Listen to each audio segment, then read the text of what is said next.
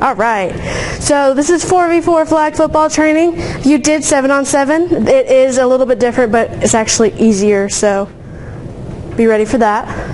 All right, so just to start off, for our students who want to participate, or actually students, faculty, or staff, they have to come with their valid UNCW ID. Teams will check in at the gazebo. We will see it tomorrow. It's a big, literally, gazebo. And our supervisors will be checking them in. Our supervisors also serve as sport assistants who do the checking in.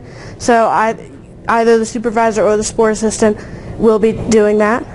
You will probably never be asked to assist with that. But in case you do, now you know they need to have a one card. And also all players need to take off their jewelry. That means also, as an official, to set a good example, you must also take off all your jewelry. Okay? This is what our sign-in sheets look like. Again, you probably will never have to know what it looks like, but it's more of an educational purpose in case we are short-handed one night and we do need you to help with sign-ins. We have them sign their name. It will already have their information put in there if they've already been added on IM leagues.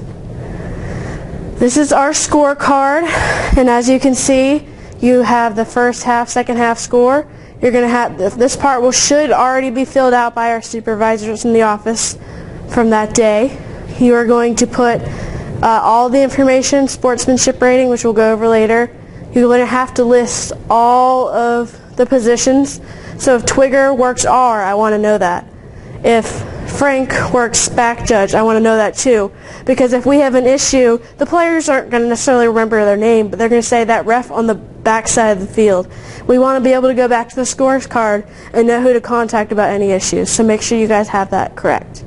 And then for y'all's purposes, we also have the mercy rule. That way you don't have to have it memorized because obviously those are very random numbers. It's not like it's 10 and 20.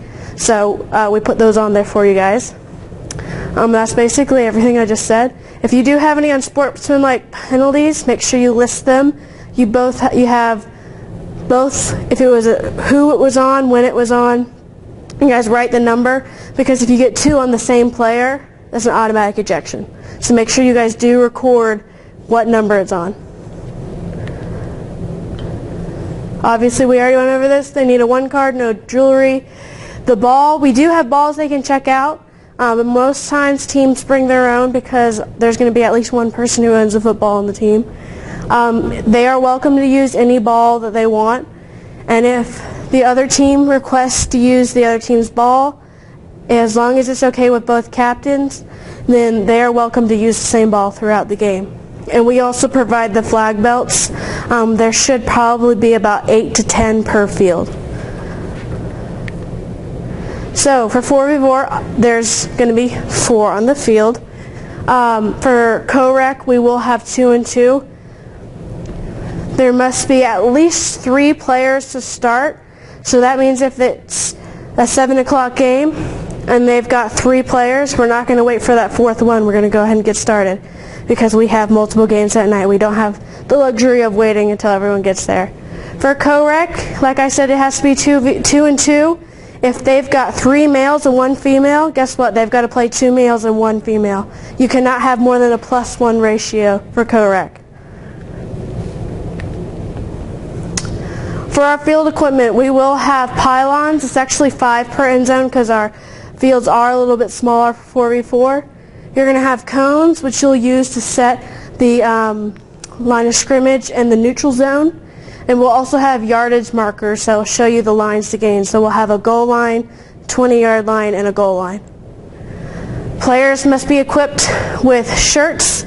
They've got to wear shirts with sleeves if they are going to wear our jerseys. A lot of our Greek teams have their own jerseys, so we don't require them to wear shirts under those, obviously, because they're going to take them home and make sure they get clean. But because the armpit is a very unclean area for some of our participants, we ask them to wear shirts with sleeves so we don't have to worry about a biohazard risk. We have flag belts. Their flags have to have 2 on the side and 1 in the back. The reason we do not want to have it any other way, because if there's a flag in the front or anything like that, we don't want people grabbing the wrong thing. Okay?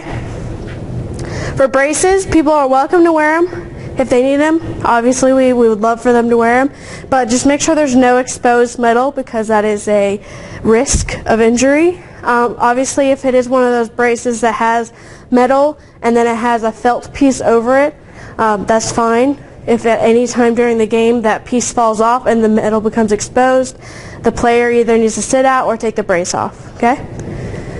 And then some of our players, mostly the men's team because they get really into intramurals, but they will bring a towel to make sure that they can wipe off the ball. That's fine.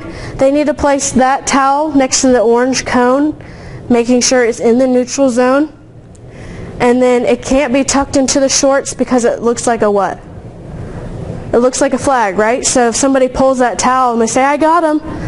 No, you didn't. That person who tucked it in their shorts now cheated, and so now we've got to throw a penalty flag. So just preventative officiating, have them put it next to the orange cone, and after each play, the quarterback or anyone on the offensive team is responsible for moving it to where the next play starts. So you as the official, when you pick up the pucks to set the new line of scrimmage, it is not your responsibility to also pick up their towel.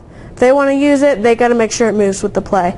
And they can't just leave it in the backfield because what if it's an interception and someone goes and trips on it? Okay? So make sure that they pick it up. Alright, so this is just a little bit how the field is. You can see the cones. We have them about a yard apart. We have orange on the offensive side. We've got our yardage marker. If you see in the background here, we'll play it again. We've got our pylons. We'll just move on to the next one. Alright, so this is a huge rule for us. For flag football, they are not allowed to wear shorts with pockets, belt loops, or exposed drawstrings. Does anyone have any idea why we might have that? You get your fingers caught because your pockets are right here and we're asking you to put your flags right there too. So if someone goes and grabs for it and their finger gets caught in your pocket, what do you think it's going to do? It's going to break. So just as a safety piece, no pockets, belt loops have the same effect, and exposed drawstrings as well. If their shirts are not tucked in and they refuse to tuck in their shirt, or you see duct tape on their shorts, or even if they flip their shorts inside out in their doggy ears, none of those are allowed. They have to have shorts with no pockets. If they flip it inside out and it's a double layered short and there's not a doggy ear and their pockets are on the other side, we do allow those. No zip up pockets, no Velcro pockets or anything like that. Because if you ask if a zipped up pocket, what's going to happen when they start playing? It's going to come unzipped probably, right? And then it's a pocket. So when people ask me that, I'm saying, so you're asking me if your zipped up pocket is allowed to play in a no pocket sport. If you hear the word pocket in the sentence, then it's probably a good telltale sign that you can't wear it. So make sure you guys do check that. Sweatshirts, they're allowed to wear them, but the pocket has to be, so they have to flip it inside out so the pocket's on the inside. We also ask that they also tuck in the hood, just so it's not something that the other team can grab. No build hats or bandanas, with knots. Those are both for safety reasons because they're hard. The knots, because the knot's probably going to be on the back side of their head. That's a concussion issue. No jewelry, as we said before. They are allowed to wear stocking hats, and like I said, it's going to be cold, so you probably will see it. And no metal cleats, which I said before, but they are allowed to wear cleats with rubber spikes. The visiting team for the coin toss, they get to call heads or tails. I honestly don't ever bring a coin out there because I'm going to lose it and then that's money lost, so I don't do that. I typically go to the visiting captain, face them, have the home captain behind me. I put a number behind my back, I say odd or even. If they give their answer, I show them that it was even. If they guessed odd, it's now home team gets to choose. They guessed it right, and then the visiting team gets to choose. That's what I do. You can do odd or even. You can say, guess, is it a 1 or a 2? Any kind of 50-50 choice answer. If you want to bring a coin, go ahead. Like I said, you're more likely going to lose it throughout the night. So I would just stick with odd or even. The winner has 4 options. They can choose offense. They can choose defense, end of the field, or defer. If you have a team come out there and say, okay, we want defense, you're going to try to have some follow-up questions, because more than likely what they're trying to choose is defer, which means they want the ball in the second half. But if they choose defense as their choice, they're going to start with defense in both halves. Okay? So if they say defense, try to say, are you sure you don't want the ball in the second half? And then whoever gets the ball first half, so say I choose offense. Okay, then you're going to go to the other team. You're going to ask them which side of the field that they want to start on. Or if I defer, now I get to choose which side of the field the other team starts on. Do we have any questions about that process? It'll be a lot easier to understand if you're confused when we get to our practice games and our supervisors lead the first captain meeting. Alright, and the ball starts on the 10-yard line. And we will have a huge X out there, so you won't have to march it off. You'll just have to find the big X. And if you guys get out there, because like I said, we're going to be playing a lot of games on these fields, you go out there and the X is very faint, because it does get dusty out there, ask your supervisor to get a can of spray paint and just redraw the X. We've got plenty of spray paint in that shed, so just make sure you guys do have that painted on there. Alright, so for regular play, like it says, you're going to have two 10-yard end zones. You're going to have two 20-yard zones, so it's going to be a 10-yard end zone, 20, 20, 10, okay? Each ball will start on the 10-yard line. They have 3 downs to get to the 20. So that's a little bit different than regular football. It's not 4, it is 3, and they can't punt. So they just have to go for it on third down and hope they get a first down. The only way they can get a first down is to go over that 20-yard line, and then after that, all they can do is score. There's no more first downs after that, okay? So this is a diagram of what I just talked about. We will have yardage markers for all 3 of these zone lines to gain, and we will have pylons around our end zones. The games are 2 14-minute halves. Hopefully we will already have our stopwatches set to that, but if not, it is 2 14-minute halves. We only stop on timeouts and during the last minute of the second half. Okay, so for the whole first half and majority of the second half, it's just a running clock. Unless the team calls a timeout, or if you call an official's timeout for an injury, okay? And then that last minute, we will go by high school rules, and we'll go over clock stoppers a little bit later. Each team gets 1 timeout per half, and if it's you either use it or you lose it, because if I don't use my timeout in the first half, I'm still only going to have 1 in the second half. For overtime, and you probably will have this in 4v4, you're going to start on the 10-yard line, and you're going to start on the 10-yard line going into the end zone. So they only have to go 10 yards to get in the end zone. Does that make sense? So you want your offense facing this where they're going to score. They have 3 downs to score, and then they can go for the try, which we'll go over later. And like I said, that's the mercy rule. It's 28 points for men's and women's, and I do believe it is 37 for co-rec, and we'll go over specifically why it's a little bit more for co-rec in a bit. And overtime rules, just make sure you get a supervisor. They have access to rules. It'll probably happen once or twice during the season for you particularly, and that's going to be hard to remember all the specifics. So just grab a supervisor, make sure you officiate it correctly, because if you guys get a small part wrong and the team protests it, we got to replay that overtime. So just make sure you get it correct. And it's not a bad thing to ask a ton of questions. All the supervisors out there have access to the rules. Alright, so for clock stoppers, this is in the last minute. We have major clock stoppers, and then we have minor clock stoppers. And you can tell by the name, major clock stoppers always trump minor clock stoppers. So our major ones are incomplete passes, out of bounds, team timeouts, any scoring play, a touchback, turnover, inadvertent whistle, which means you blow the whistle before the play is actually over. And then an illegally consuming time, so a delay of game.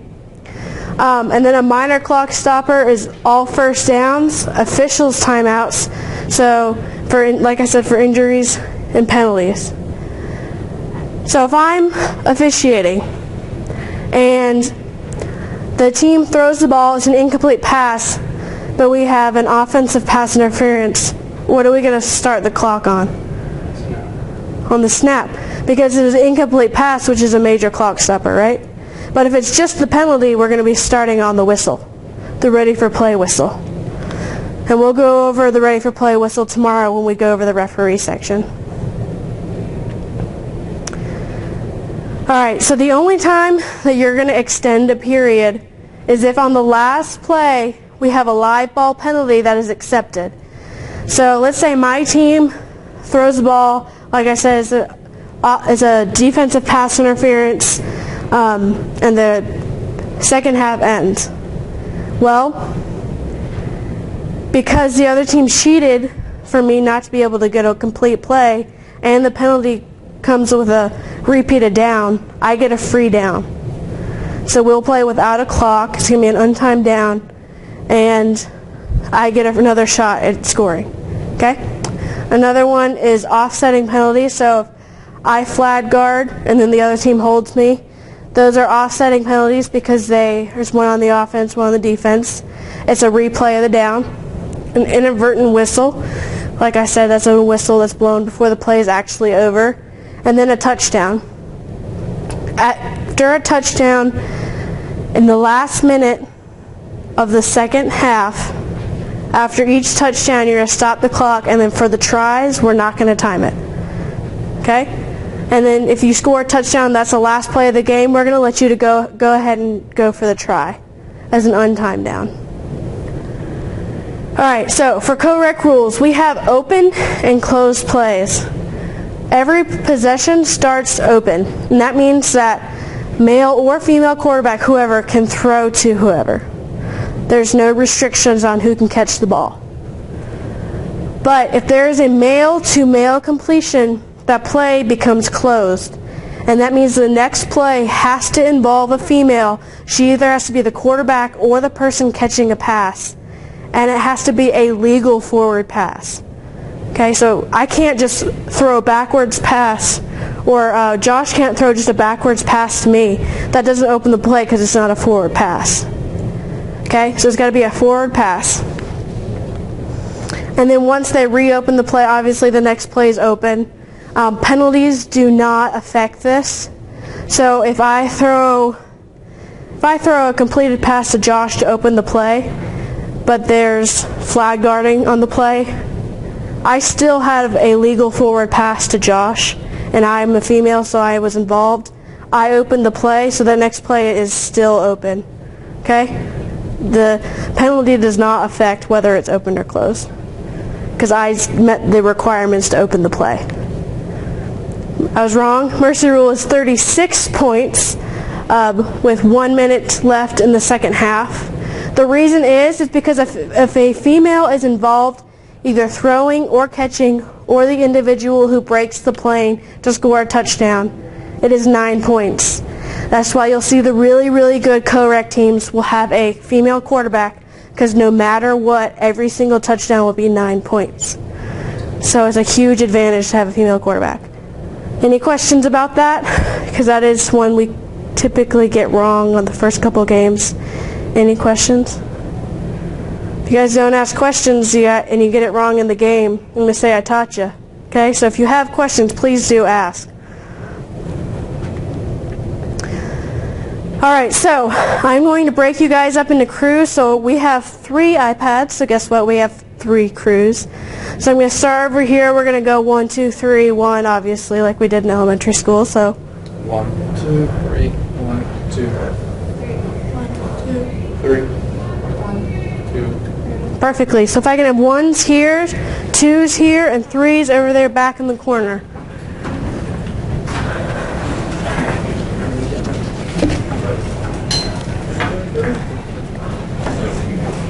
Can you turn me off? Turn you off, sorry. They don't need to record me standing up here. I'm gonna go downstairs.